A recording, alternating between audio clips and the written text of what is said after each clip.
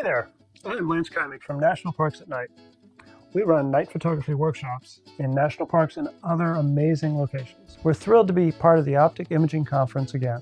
Thank you to B&H, to Lindblad, and all the people who put this great event together. We always love being a part of this conference, and we're grateful to be back once again. Hey, speaking of night photography in national parks, that's not just what we do all year, but it also happens to be what we're doing right now.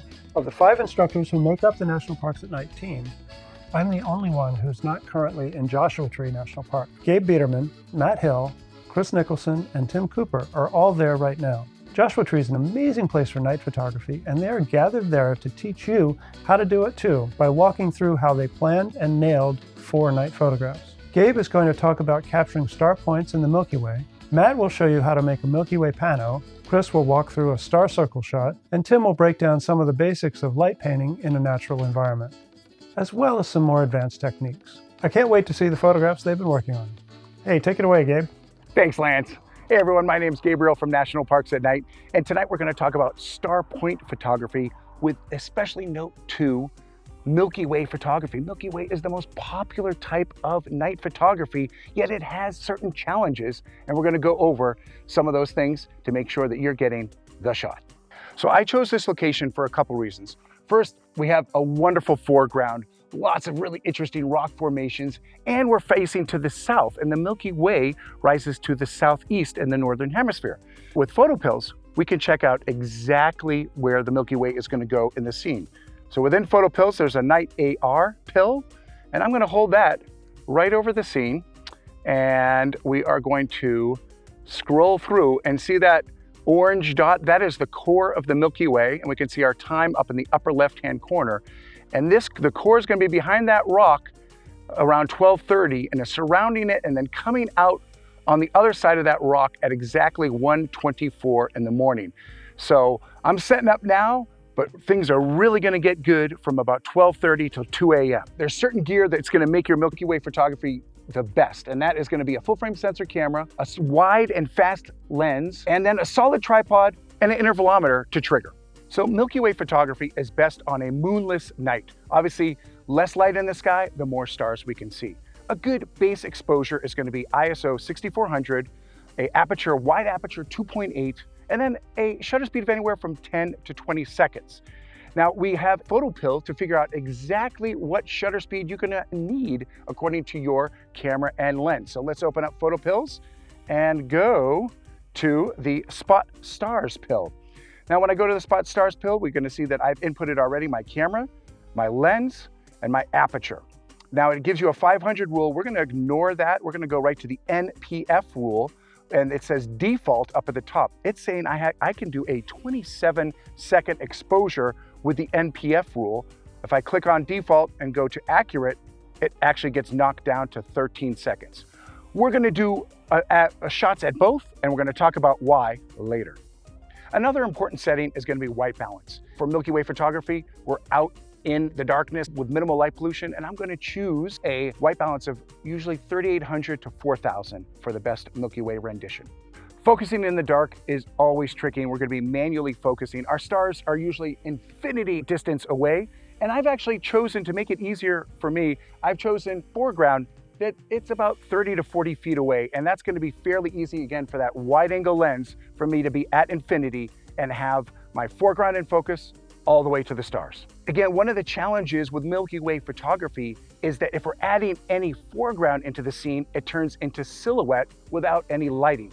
We love using the Luxley LED lights. I'm gonna be using a fiddle here tonight that's gonna add what we call low-level landscape light painting into the scene, so it'll raise up the detail and information in the foreground and have it perfectly match and complement the Milky Way. Here we are back in Lightroom, and I wanted to show you the before and after of the image. To the left is how I captured it with the Sony a7S Mark III and the 12 to 24 2.8 lens. On the right-hand side, you can see the post-processing that I did to get the final image. With all night photography, you're gonna definitely have to use some post-processing. The landscape and the sky have different considerations. So let's dive into quickly what I did to process this shot. Now, first off, I wanted to show you my final exposure was 10,000 ISO, 10 seconds, F4. I used F4 to get a little bit more depth in the scene. And then 10 seconds really made those stars points and really made them accurate with the photo pills there. Global adjustment, I went up a stop with the exposure, and that was to just bring more brightness to the sky. And the texture, rocks and stars could always benefit from the contrast that we find in texture, so I went up 24 points on that. I'm often working in select adjustments, and I love using the gradient, and the range mask with the gradient makes it super easy to select the sky. So you can see the range mask, how I was able to drop it down there. And again, creating custom contrast, going up to 62 points with the whites, down 8 points in the blacks, a little bit of clarity, and then reducing the noise a little bit there. And then finally with the brush, I created a little Milky Way brush right here that went up with the whites, down with the blacks, a little bit of texture just to give the Milky Way a little bit more pop. And then finally with the rocks, that foreground, when I raised up, here you can see where I laid it out, but when I raised up the exposure one stop, the rocks, which were light painted, just got a little bit too brighter. So I brought them back down to kind of where they were. So brought them down a stop and then reduced the highlights on that. And that's how I got the shot. I'm going to pass it over to you, Matt. Thanks, Gabe. Hi, I'm Matt, and tonight I'm going to teach you how to do Milky Way panoramas. So I chose this scene because I saw Gabe setting up to do a Milky Way shot here, and I said, that's a great candidate for a pano. Every night photography pano is going to be star points. You're not going to do star trails because they won't mesh up when you're trying to stitch them.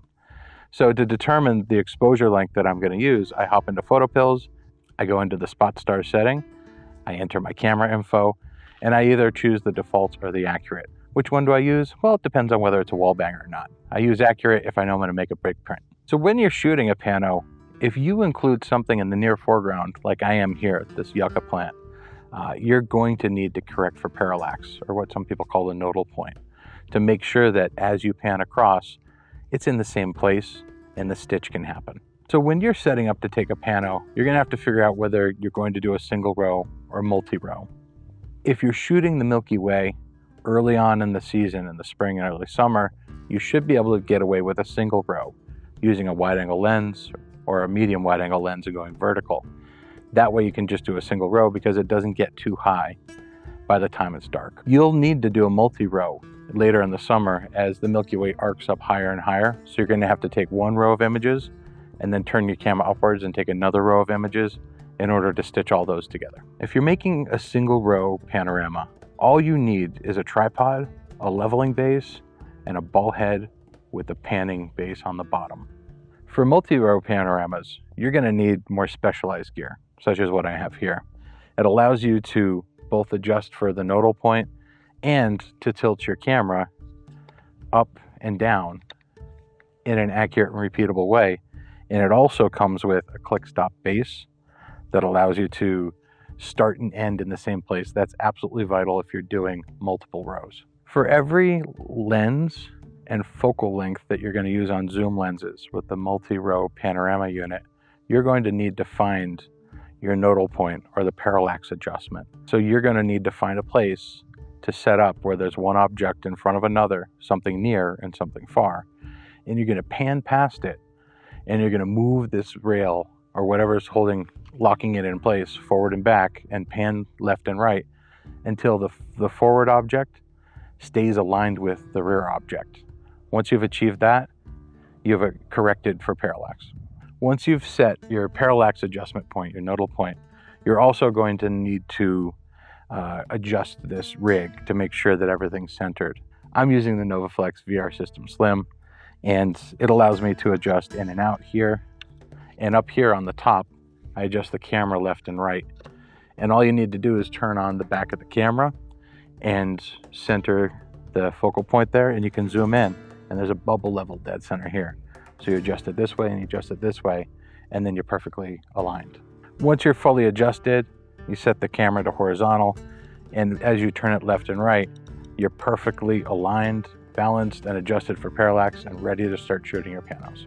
After you make all of your parallax adjustments for every focal length that you've done, I'd recommend opening up a notes program on your phone and making detailed notes about where you set it on the rail, what degree markings you do on the click stops down here, and how many turns per click you need to do per pano for each focal length. In Lightroom, I'm going to cook the best image to taste. This is usually the one that has the galactic core in the center. I'm going to set my white balance. I'm going to set something for the sky, a gradient that just focuses on making the Milky Way look really crispy and beautiful and have the right contrast. I'm also going to make adjustments and synchronize them across all of them. And then I'm going to go check every single image to make sure that those adjustments are the best they can be for everything. You can then export this within Lightroom to the Panorama module, but I prefer Panorama Studio V3. In this, it has lots of other additional adjustments that Lightroom just doesn't have. So I go in there and I make these adjustments and I try and stitch together the best pano that I can. And when I'm done with this, that pano I export and it comes back to Lightroom by an import process. And here we are importing it. And once I get it back into Lightroom, I can make my final tweaks to contrast, a little bit of dehaze, my black point, and I might add a little bit of vignette to draw attention. And that's how I got the shot. Take it away, Chris. Thanks, Matt. So I'm Chris, and I'm here in Joshua Tree National Park to shoot star circles, and I found this great spot where I love how this rock formation looks. So I'm going to set up right here. North is in that general direction. Set up here and do some light painting. It's going to be a great shot. The reason I chose this spot is because I don't want just the stars. I want some foreground interest too. And this rock is going to be perfect for it. You can see from the sunlight coming across this very nice texture to this rock. And I'm going to try to draw out that same texture with the light painting. And I think right from over here is a good spot to side light to create that. So before I set up before dark, there's two things I want to check with photo pills. Now I know that the North Star is up there, but I don't know exactly where because it's daylight. So with photo pills and the night AR pill, I can actually come down and see it's going to be about right there. So if I move just a little bit over, this is about where I want my lens to get the shot I'm looking for. The other thing I want to check with photo pills is my depth of field, because this foreground is kind of close and I want that sharp as well as the stars way in the background. So using the depth of field pill in photo pills, I could dial in that I'm going to shoot with an 11mm lens at f/5.6 and my subject distance is about 8 feet away. I can see that my hyperfocal distance would be 2 feet 4 inches, which tells me I've got plenty of room here to focus. I can just focus on my subject and the stars are going to be sharp too at f/5.6. So now all that scouting is done, I know that I can set up my tripod right here. When I get a good low angle, that should about do it. One of the great things about being able to scout the location in daylight is that I can see where I'm going to walk around at night when it's dark. It's a lot safer this way. I can plan my actions because there's a lot of rocks to walk on here and there's sand. So let's see, where do I want to light paint? Again, I want to get that nice texture in the rock, which requires side light. I can't go over here, there's no rock there, but I've got all this space I can walk on. And this looks like a really good angle. So I can crouch down a little bit, I can hold my light here and create some nice side light that should pick up that texture perfectly. So now I have a general sense of everything I'm going to do, and I've got some time before the sun goes down. Let me start thinking about exposure. Shooting under a new moon here, and so there's going to be no light on the landscape. I don't care about the NPF rule. I'm not looking for star points here. So I'm just looking for a long exposure. Still, I can start with that base exposure, that good night sky exposure of 20 seconds at f/2.8 at ISO 6400. Great starting point, but then I work backwards. I'm going to use what we call the 6-stop rule to figure out what my long exposure is going to be. Now the 6-stop rule says that whatever your test exposure is at ISO 6400, however many seconds the shutter speed is, that's how many minutes my exposure would be at ISO 100. So if I walk that backwards, I'm looking at a 20-minute exposure when I drop that to ISO 100. Now there is a problem with that, and that's that I'm going to get long exposure noise. It's a little warm out here, and it's also a dry environment. Both of those things will cause long exposure noise to happen faster. But I know shooting with my Nikon D5 in these conditions, I can go up to about 4 or 5 minutes before I start seeing long exposure noise. So for that reason, I'm going to shoot a series of 4-minute exposures, and then I'll stack those in post-production when I get home later. In order to run that series of 4-minute exposures, I need to use my intervalometer. And the reason is that a Nikon, like pretty much every camera, can only go to about 30 seconds. That's the longest exposure it can do. So I'm going to get my intervalometer, which is the Velo Shutter Boss 2, and I'm going to put a program in here. I'm going to tell it I want it to shoot a 4-minute exposure with a 1-second interval between each one, and I'm going to tell it to just go to infinity. I could say shoot 12 shots, but I'm just going to let the camera keep rolling as long as I think is necessary to get a good photo once it gets dark. The last thing I'm going to do is test my light painting. I want to make sure that I'm adding enough light to create the effect that I want. And that's it. I'm all set. As soon as it gets dark, I'll be able to start my long exposures, and then I can just lay down on a rock and enjoy the stars. Once I get those images home and into Lightroom, it's actually a pretty easy process to stack them together into one long star trail. I shot 12 frames at that 4 minutes. I click the first one, I hold down the Shift key, and I click the last one, and then I come up to the photo menu, select Edit In, and then Open as Layers in Photoshop. And all 12 of those images are going to be imported as a separate layer. We click the first one, hold down the Shift key, and then click the last one. At this point, all we need to do is change the blend mode. And the blend mode of the layers is found right here. It defaults to normal, but we're going to change it to lighten. So all of those pixels are going to come together to form light trails. It's almost like magic. It happens instantaneously. Some of those layers have this stray light painting in the background. I'm going to take all of these layers and drag them into a group. I'm going to open that up, and I can come through and find a layer that looks good. Yeah, that one's perfect. I'm going to reveal all those again, and I'm going to make a copy of this layer just by dragging it onto the new layer icon. And then I'm going to drag that copy up over the group. Then I'm going to change the blend mode of that to normal. We're going to do a really quick sky selection. And it grabbed a little bit of the ground here too. I'm going to hold down the Alt key and just get that right out of there. Now I'm going to come and inverse that selection. That way we've got the foreground selected instead of the sky. I'm going to come down here to the new mask icon and click that. And that's going to create a layer mask that knocks out the sky and reveals the star stack sky in the group below it. Then at this point, I can close out of that image, click yes to save, and then the photo shows up right back in Lightroom where it belongs. And there you go. That's how I got this shot. Now I'm going to hand it off to Tim. Thanks, Chris. Hey everybody, I'm Tim here in Joshua Tree National Park, and I've come across this beautiful scene that I want to light paint, filled with massive amount of texture and a really cool little bush down here that I want to bring in, including all the depth in the scene all the way to the back and catch some star trails at the end. So I want to walk you through how we're going to do that.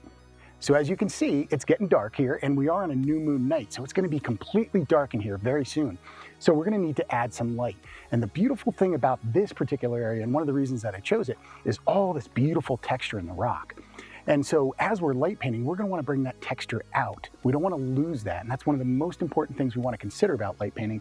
Let me show you how that's going to happen. So in order to add light, we need lights. And today I've got a couple of my favorites, an HP7 and a Luxley Fiddle. The Luxley Fiddle, I've got several of them, I think 4 with me here today. For those, I'm going to establish the low light level in the background, and the HP7 is going to be my kicker. It's going to be illuminating my primary subject, which is these 4 rocks here and the bush. So in order to create texture, what we need to do is we need to light our subjects either from the side or from behind, rather than that straight on lighting. Think about when a person has to squint because the sun is right in their eyes. That's a real flat light. That doesn't look great. And you can see that if I just point the flashlight here, that is a very boring light. But what we want to do is bring that light around from the side, and suddenly you can see all the texture coming out in the rock. The lower you go, the more texture that you create. Now, this is a problem though, because the flashlight is being seen by the camera. And if you can see this light, then the camera will too, and that'll appear in your frame. So what I like to use is a little black card wrapped up with some gaff tape, and this is going to hide the flashlight from the camera. Now what I can do is I can put the flashlight into the scene during the exposure and gently light the scene. And I'm just going to move over these rocks in this sort of way, returning to cover the flashlight when I move. And I'll move back a little bit and add some more light in. And same thing with these rocks up in here. And I'll just keep working my way back to illuminate all these foreground rocks. So we talked about the lighting, but where I really like to start, and where you should too, is with the composition. The composition is going to inform so much about the scene and the camera settings and your lighting that you really need to get that nailed down or pretty well thought out about first. So for example, I'm using a wide angle lens here and I'm very close to my scene. So I'm probably going to need to stop down to f8 or f11 to get it all sharp. That then tells me I'm going to need to have longer shutter speed. So probably, 2, 3, 4 minutes, something like that. That tells me I can't shoot star points, but I'll be shooting star trails. What it also tells me is what's in the scene. So where can I go and place my lights? Where can I go and move? Where will I be out of the camera to illuminate? And where am I going to have to cover the scene or my flashlight with my black board? One of the more important things that we're going to consider during our initial camera setup and our composition is white balance. Of course, our exposure and aperture and all that is very important, but I like to consider my white balance as well. And what I do is I start with the ambient white balance that I want, since we can change some of the other white balances or color temperatures on our tools. So I'm going to set my camera for 3850, which is a general spot that I like to go for shooting the night sky. Then what I can do is I can take on my Luxley fiddle, I can actually dial in the exact temperature that I want. So I'll also set that to 3850. Now on my flashlight, what I've done is I've color corrected it with some gels internally to 5500. And then what I've done is created some other gels that go inside of a cap that can dial it down to 3850, 3400, 3200, 2800. So if I want a warmer effect, I can use the warmer gels. If I want it to match exactly, I can use the color correct gels. So we've decided that we're going to use probably a very small aperture like f8, f11 for this scene. We've determined our white balance for the night sky, 3850. That leaves our shutter speed. That's going to determine our ambient exposure. And that ambient exposure is going to be based on the sky. We don't want the sky to be blown out, which would be kind of difficult anyway. But we also don't want it completely dark because we want to get those star trails. So you're going to base your ambient exposure on whether you want trails or points. And this situation here has already determined to us that it's going to have to be trails. So now that we've determined our white balance, our aperture, and our shutter speed, it's time to start adding in lights. We've got a big long valley here to light, so I'm going to use several of my Luxleys and place them throughout the valley. And what we're then going to do is use my flashlight to illuminate the foreground. You may think, well, how could I not be seen? Well, as you can see, I like to wear dark colors, so I can move in and out of the frame. Let's say it's a 2-minute exposure. If I walk through the frame for 3 seconds, I'll never appear. Of course, if I light myself, you'll be able to see me, but we don't do that. So we hide behind the board, and once again, we're just going to be adding light into the scene with lots of texture. Back and forth. Now again, if I get too close and I'm to this rock, this splay light coming up here is going to illuminate my arm. So you generally want to keep the flashlight a little bit further away from you. Now that we've set up our ambient light, time to add in some low level light. So I'm going to put these Luxleys back here at a dim level, and that's going to help illuminate the scene. Of course, I want this nice side light. I'm going to be looking for light that's coming back, so I'm going to need it to hide it behind rocks. So for example, if I wanted to light this here, I can hide it right behind a rock here. So now we've got that area lit, and then I can make my way further back, and I can even go as far as the far rock there and illuminate it. So I've just set these lights in the scene, and I really don't know whether they're too dim or too bright at this point. They go from 0 to 100% on their settings, and I have no clue. So the only thing we can do is, while we have our ambient exposure set at, let's call it, say, 4 minutes at f8, I'm going to now try that at 4 minutes at f8 and see how the lights look. They might be too bright, they might be too dim. And then what I can do is I can use my phone to access the Luxleys and simply dial in more or less light. So what we're going to do is we're going to establish that lower level light out there, and then come in with our flashlight and then paint the hero part of the scene. Well, as it turned out, it was a little bit more complex than I thought. Here we can see the final image file I've built in Photoshop. Let's take a look at how I created each component and how it contributes to the final image. As you can see, I'm very close to the foreground with my wide-angle lens, and I was hoping that somewhere around f11 would get the whole scene entirely sharp. But as it turns out, it didn't. So in addition to breaking up the lighting between the flashlight on the foreground and the Luxley lights in the background, I also needed to change my focus. So what I did was I broke up the scene into 3 separate shots. The first shot you can see here is using my flashlight to bring out the texture and the bush in the foreground.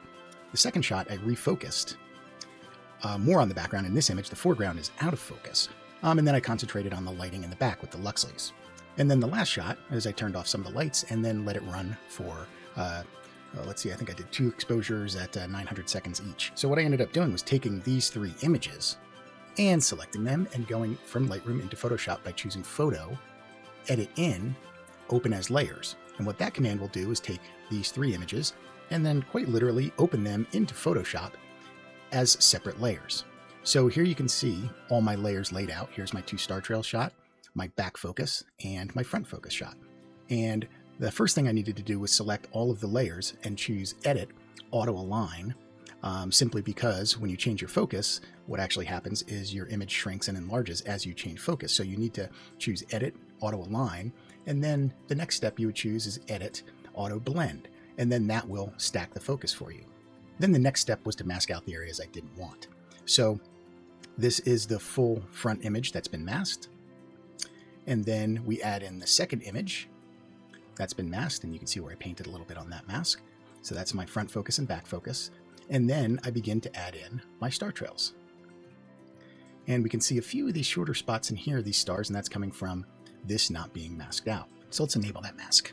Now, what we end up doing is the final composite is the front focus showing through in the white of the mask, the back focus showing through in the white of the mask, and some of the star trails here and here showing in through the white of the mask, and then one final adjustment in curves to set the overall tone of the image.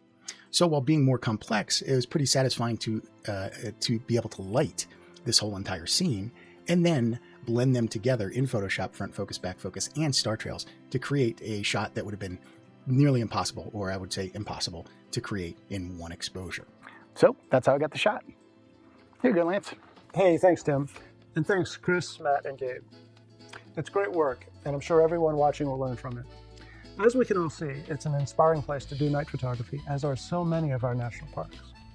If you'd like to come out and shoot with us in some of the parks, or any of the other amazing places we travel to, both domestic and international, where we run night photography workshops and tours, check out our website, nationalparksatnight.com. Better yet, sign up for our email list and you'll be among the first to learn about and to register for our 2022 and 2023 workshops, which we will be announcing next month. And for even more great information about shooting at night, check out our other educational offerings, our weekly blog, our books and ebooks, our creative live course, our speaking engagements at conferences and camera clubs, our Instagram account, and our YouTube channel. Also check out nightphotosummit.com, where you can get immediate access to over 40 night photography lectures. We're always talking about night photography somewhere, and we'd love to have you join in the conversation, and more importantly, join in the fun. Again, our website is nationalparksatnight.com. Thank you again, and seize the night.